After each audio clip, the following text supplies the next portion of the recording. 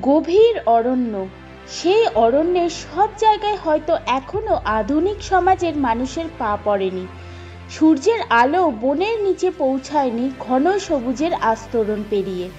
দক্ষিণ আমেরিকার বিস্তীর্ণ অংশে ছড়িয়ে এই প্রাচীন অরণ্য, যার নাম অ্যামাজন, ব্রাজিলের একটি বড় অংশ হয়ে পেরু, কলম্বিয়া, বলিভিয়া, ভেনেজুয়েলা এবং দক্ষিণ আমেরিকার একাধিক দেশের উপর দিয়ে বিস্তৃত এই অ্যামাজন অরণ্য বিশ্বের সবচেয়ে বড় বৃষ্টি অরণ্য। এটি বয়ে গিয়েছে অ্যামাজন নদী এবং আরও অসংখ্য ছোট থেকে মাঝারি নদী ও অরণ্য নিয়ে এই অ্যামাজন অববাহিকা জীববৈচিত্র্যের বিপুল সমাহার।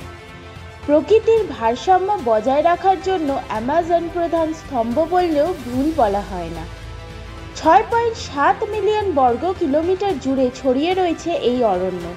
দক্ষিণ আমেরিকার মোট ভূখণ্ডের 40% জুড়ে রয়েছে অ্যামাজন বৃষ্টি অরণ্য।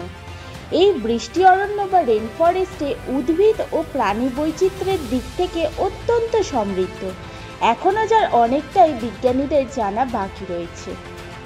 অ্যামাজন অরণ্যের বুক চিরে বয়ে গিয়েছে অ্যামাজন নদী, যা বিশ্বের দ্বিতীয় বৃহত্তম নদী। এই অরণ্যের লাইফলাইন হিসাবে কাজ করে এই নদী। শুধুমাত্র মিষ্টি জলের উৎসই নয়, অরণ্য এবং সেখানকার জীবজগতের জন্য প্রয়োজনীয় পুষ্টিদ্রব্য সরবরাহের অন্যতম মাধ্যম এই নদী। অ্যামাজন অববাহিকার একটি বিশেষত্ব রয়েছে। এই অববাহিকার জলের স্তর মরশুম অনুযায়ী ওঠানামা করে। এর উপর ভিত্তি করে নানা ধরনের জলাভূমি এলাকা গড়ে উঠেছে, যা আলাদা আলাদা ধরনের জীবের বাসস্থানের জন্য উপযুক্ত। অ্যামাজন অরণ্য বিপুল সংখ্যক আদিবাসী জনগোষ্ঠীর বাসভূমিও বটে। প্রকৃতির সঙ্গে অদ্ভুত বোঝাপড়ার মাধ্যমে জীবন চালান এরা। সেইভাবেই গড়ে উঠেছে এদের সংস্কৃতি। শুধুমাত্র খাবার, জল, ওষুধ বা কাঠের জন্য অ্যামাজন অরণ্যের উপর মানুষ নির্ভরশীল এমন নয়। পরিবেশে ভারসাম্য বজায় রাখতেও এর গুরুত্ব অপরিসীম। 15,000 থেকে 200 বিলিয়ন টন কার্বন স্টোর বা কার্বন মজুত হয়েছে এই বৃষ্টি অরণ্যে।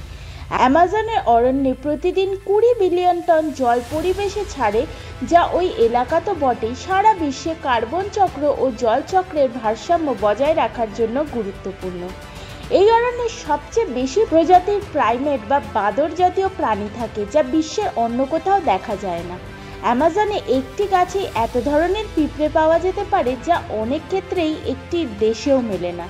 অ্যামাজনের গোটা এলাকায় অন্তত 47 মিলিয়ন লোকের বাস, যাদের মধ্যে 2.2 মিলিয়ন আদিবাসী জনগোষ্ঠী।